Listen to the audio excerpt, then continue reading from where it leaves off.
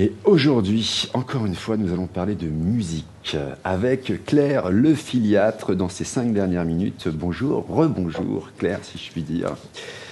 Comment ça va? Mais ça va très bien. Je suis ravie d'être avec vous, Miguel. C'est formidable. Ouais. Merci beaucoup. Très belle, comme ça, très belle émission. Oui, absolument. Merci beaucoup. Vous êtes soprano et cofondatrice de l'ensemble des épopées. Alors, pour démarrer tout de suite et rentrer dans le vif du sujet, un peu d'histoire. C'est quoi les épopées? Comment vous avez eu cette idée de créer cet ensemble?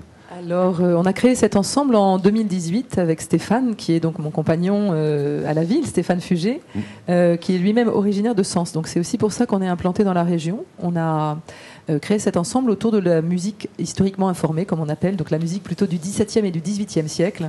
C'est un ensemble à géométrie variable. On peut avoir des programmes qui vont de 2 à 100 personnes sur scène, voilà. Comme vous verrez plus tard dans le reportage, il y a un extrait d'une chose que nous avons enregistrée au château de Versailles, voilà. Extraordinaire. J'ai regardé ce matin, incroyable. Oui, c'est donc tout ce travail-là autour de cette musique-là du XVIIe et du XVIIIe siècle que nous avons décidé de porter par nous-mêmes, voilà, puisqu'on était auparavant des interprètes travaillant avec différentes structures. Mais là, c'est vraiment notre ensemble. Voilà. Mais vous ne le dites pas, mais vous avez une reconnaissance quand même qui est internationale. Oui, effectivement. Vous prenez partout dans le monde entier à défendre ces projets-là, cette musique-là. Oui, tout à fait. Vous êtes de quelle formation, vous, par exemple, en dehors? Moi, j'ai grandi à Caen. Mais maintenant, je suis sénonaise d'adoption, parce que je vis là aussi. J'ai grandi à Caen, j'ai fait mes études au conservatoire. Stéphane a fait ses études au conservatoire à Paris.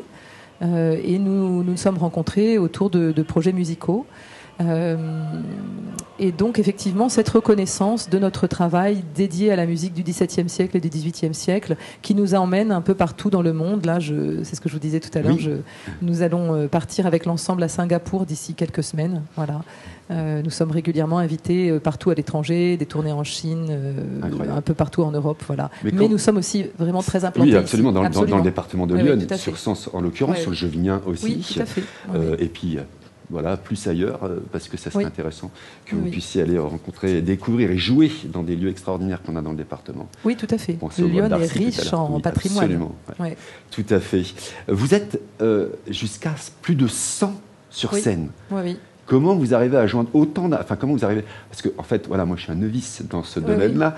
Comment vous arrivez à mettre en scène, si je puis dire, autant d'instruments et autant de chœurs? Parce qu'il y a des adultes et il y a aussi des jeunes, des enfants dans vos chœurs. Alors, dans la production que nous allons donner, dans le concert que nous allons donner dimanche, pour lequel je suis venue dans votre émission, nous avons effectivement des enfants. En général, quand nous sommes sur nos productions Les Épopées, ce sont des adultes qui sont... alors, il peut y avoir des jeunes adultes qui démarrent dans la vie professionnelle, qui sont d'anciens étudiants à nous, qu'on a croisés dans différentes formations, mais ce sont aussi des musiciens avec lesquels on travaille régulièrement, avec lesquels on a travaillé dans d'autres ensembles et que nous fidélisons dans notre...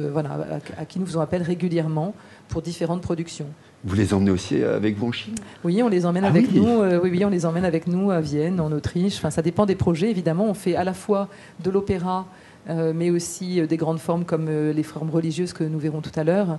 Voilà, donc c'est vraiment au gré des projets, au gré des engagements que nous avons aussi. Nous sommes sollicités par les grandes salles étrangères et françaises pour des projets que nous défendons, que nous proposons.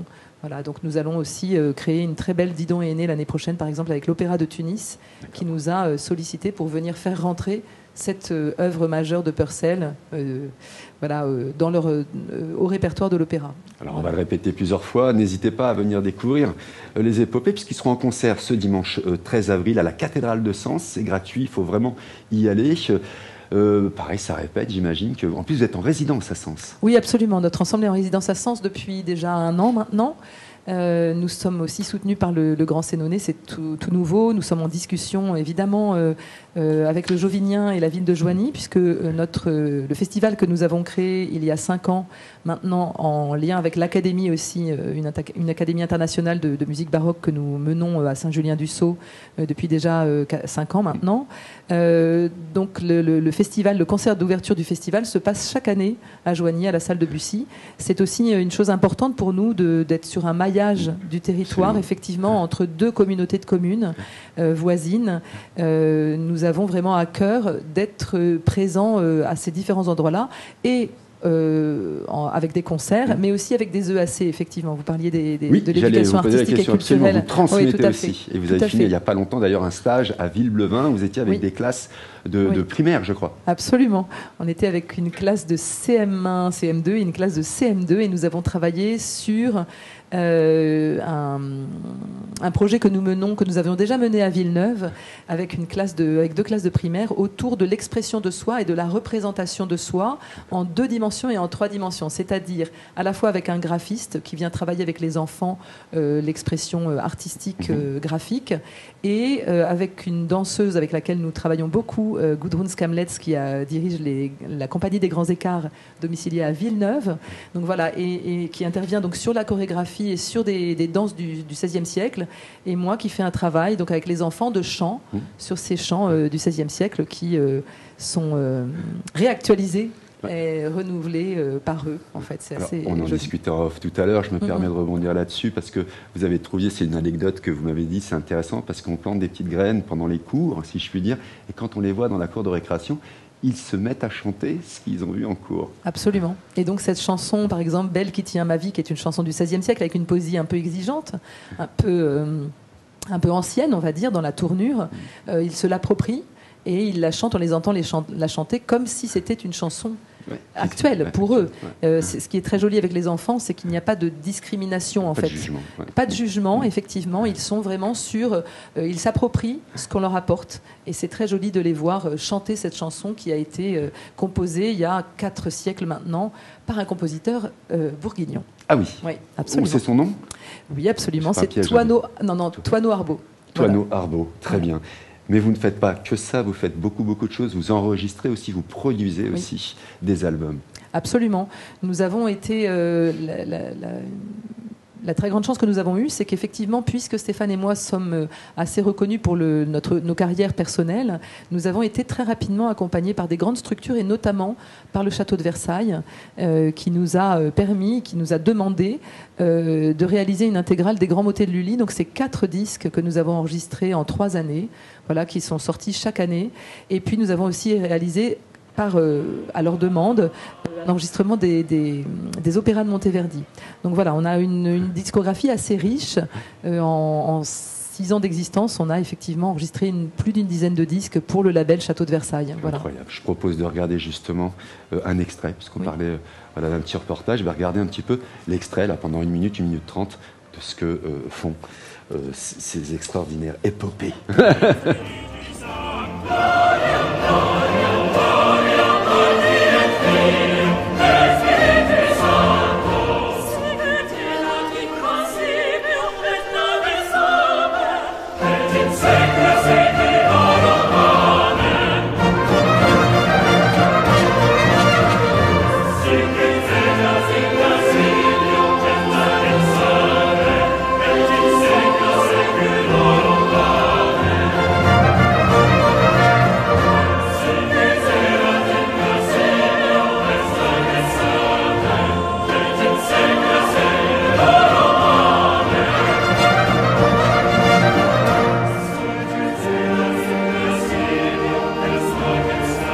Donc là, on découvrira encore pendant une petite minute à la fin de cette rubrique un peu plus donc, de ce que vous faites. C'est une captation qui est passée sur Arte, je crois.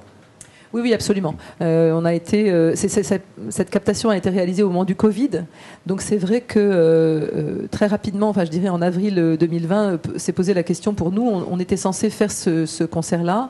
Le concert a été annulé. Et c'est vrai que l'idée, c'était de solliciter Arte, dont les réalisateurs nous connaissaient par ailleurs pour nous avoir filmé dans d'autres formations avec Stéphane. Donc on n'a pas eu beaucoup de difficultés à les convaincre de venir filmer le premier concert en très grand effectif d'un nouvel ensemble, les épopées, au Château de Versailles. C'est vrai que c'était aussi beaucoup de choses qui pouvaient intéresser le public d'Arte. Voilà. Stéphane, est-ce qu'on dit chef d'orchestre? Oui, oui, absolument. Il est chef d'orchestre, c'est lui qui dirige, c'est le directeur artistique de la structure, c'est lui qui dirige. Il se trouve que moi, je vais un tout petit peu diriger dimanche le projet avec en co-direction, mais on est vraiment sur le registre de l'éducation artistique et culturelle, donc c'est en lien avec ça. Moi, j'ai absolument aucune velléité de diriger. Je suis soprano, chanteuse, et j'ai déjà beaucoup à faire sur ce registre-là.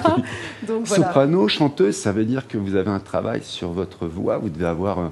je dirais une hygiène de vie qui doit être incroyable, parce que souvent on entend des chanteurs, des chanteuses qui disent on travaille beaucoup notre voix, on fait des exercices tous les jours, etc. Est-ce que c'est le cas aussi pour... Oui, oui, absolument. Si on veut maintenir un niveau, on est obligé de travailler régulièrement. Et puis, oui, une hygiène de vie, c'est-à-dire de temps en temps, on est obligé d'enchaîner quand même des choses très, très lourdes physiquement, des décalages horaires, des voyages qui se succèdent assez rapidement. Mais effectivement, on est en capacité de récupérer assez vite. Enfin, on doit pouvoir récupérer assez régulièrement quand on est sur ce genre de choses. Voilà. Alors, est-ce qu'on peut avoir un exemple d'exercice que vous faites quand vous travaillez votre voix? Alors, dans le micro comme ça, mais non, mais pas de problème. Je ne sais pas, je commence toujours par des...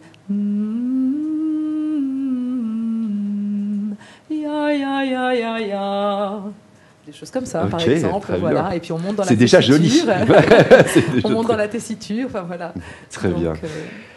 Beaucoup de choses se passent évidemment avec les épopées, on l'a dit, comment vous faites des enregistrements, vous avez des concerts, vous faites des performances aussi en France et à l'international, notamment vous êtes évidemment, et heureusement pour nous, on vous a dans Lyon, donc là vous allez partir en tournée, vous faites des enregistrements et des captations, on l'a vu, et il y a festival, et il y a une école académique. Oui, absolument. Vous pouvez nous en parler? Oui, tout à fait. Il y a effectivement ce festival et l'Académie des épopées qui ont lieu conjointement tous les deux. C'est un temps fort de l'été pour nous. C'est vraiment une de nos priorités qui a lieu en général au mois d'août. Cette année, c'est à cheval sur le mois de juillet et août. Ça commence de mémoire le 30 juillet, ça se termine le 7 août. Et le 7 août, c'est le concert final de notre festival qui se trouve être le concert de restitution de nos académiciens, des stagiaires que l'on accueille, qui sont de jeunes musiciens en voie de professionnalisation, qui viennent de partout. Effectivement, Japon, États-Unis, Canada, Roumanie, Italie, Espagne. Voilà, on accueille vraiment et puis il y a des étudiants français aussi. Ces jeunes-là viennent travailler avec nous, spécifiquement sur le répertoire du XVIIe et XVIIIe siècle. Et bien souvent, on les suit après dans leur carrière. Il y en a qui font des très jolies carrières et qui sont passés travailler avec nous l'été. C'est assez joli de les voir grandir et se déployer comme ça. Donc voilà, dans cette académie sont enseignés le violon baroque, le violoncelle et la viole de gambe, donc qui est un instrument de cette époque-là. D'antan. Voilà, exactement. Le clavecin, cette année, on ouvre une classe de clavecin avec Jean-Luc Haut, qui est un claveciniste qu'on aime beaucoup et qui va venir travailler avec les clavecinistes et qui vont avoir d'ailleurs accès à l'orgue de Saint-Julien, puisqu'en fait ce stage se déroule à Saint-Julien, du Sceau.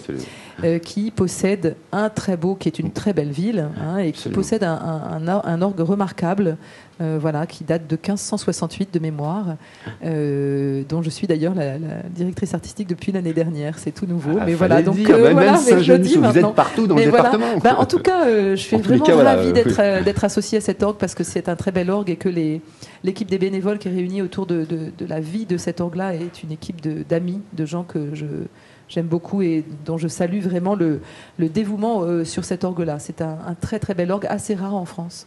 Donc, voilà. Les épopées nous font voyager dans le temps, ils voyagent eux dans le monde, ils nous apportent beaucoup, transmettre, aller découvrir, parce que moi-même qui n'ai pas une grande éducation sur ce type de musique-là, pour l'avoir écouté ce matin, on voyage effectivement, et puis on peut être habité à un moment ou à un autre sur un morceau qu'on n'a pas l'habitude d'entendre, etc. Donc on peut être possédé à un moment ou à un autre. Absolument. Et c'est ce qu'on voit d'ailleurs pour ce concert de dimanche là, avec les jeunes avec lesquels nous travaillons. En fait, ce projet de dimanche est un projet qui me tenait énormément à cœur. C'est-à-dire que c'est un atelier que nous avons créé pour tout public, c'est-à-dire les habitants qui souhaitaient venir travailler avec nous, chanteurs ou instrumentistes. Et puis on a adjoint la chorale de l'Étoile avec nous, dirigée par Cécile Buquen, qui est une amie, la classe de chant du CRI, tout ça se passe dans le cadre du Festival du Grand Sénonais. Il y a également un ensemble Atout Musique qui est un ensemble de la région, dirigé par Sylvie André-Jean-Mer. Vous faites partie de la grande fresque alors du coup? Non, on ne fait pas partie de la grande fresque. Okay, non, pardon, non, absolument, absolument pas. On ne fait pas partie de la grande fresque. Ça aurait été avec grand plaisir, mais il se trouve qu'on n'était pas non plus disponible à ce moment-là. Mais on sera dans le festival aussi cet été, le 19 juillet à Sens. Oui. Allez taper sur votre moteur de recherche ou sur YouTube les épopées. Vous allez voir, c'est extraordinaire. Vous n'avez pas forcément éduqué à cette musique-là, ou ceux qui adorent cette musique-là. Il faut vraiment aller découvrir ce que vous faites, bien évidemment. Et c'est dimanche, là, c'est plus simple. Allez à la cathédrale de Sens, un endroit extraordinaire, évidemment, et magique, que moi je connais depuis tout petit, puisque je suis né à Sens, qui est juste un endroit extraordinaire. Et alors du coup, vous allez jouer, chanter comment dans cet endroit. Est-ce que l'acoustique est idéale? L'acoustique est très belle, mais c'est une acoustique, c'est un énorme bâtiment, donc c'est une acoustique pas forcément simple à apprivoiser. C'est assez rigolo d'ailleurs, puisque nous, donc nous avons nous sommes 8 musiciens des épopées, donc 8 musiciens professionnels des épopées, et tout le reste des gens qui sont sur le plateau, environ 80 participants, sont donc des gens amateurs, de très bon niveau pour certains, de plus néophytes pour d'autres. Là où je suis très heureuse, c'est qu'on a réussi à emmener aussi une classe de 5e du collège Montpezat, les ados, et que pour eux c'est génial. Oui. Parce que je l'ai vu hier, nous avons fait une première répétition dans le lieu avec tous les groupes, et ce qui est extraordinaire, c'est que j'ai vu leur joie de se mêler aux autres voix, leur joie de chanter et leur fierté de réussir à faire quelque chose qu'ils ne soupçonnaient pas pouvoir faire. C'est dimanche à partir, c'est à quelle heure? C'est à 16h. C'est à 16h, merci beaucoup. C'est le 13 avril, dimanche qui arrive évidemment, c'est à 16h, c'est gratuit, il faut vraiment y aller. On va se quitter en écoutant de nouveau un morceau des épopées. Ça serait incroyable que tout le monde puisse écouter ça. Voilà, un moment tout en déjeunant, j'imagine, parce que c'est l'heure. Voilà, merci beaucoup Claire Le Filiatre d'être venue nous raconter votre histoire, l'histoire de ce que vous faites et de ceux qui vous accompagnent. Mes amitiés à votre collègue et à Stéphane, à Stéphane qui n'a pas pu venir aujourd'hui. J'espère qu'un jour il y aura un moment pour venir avec vous. Ça serait bien de vous entendre tous les deux échanger, puisque vous travaillez tous les jours ensemble. Oui, absolument. Merci beaucoup à vous. C'était les épopées dans les 5 dernières minutes.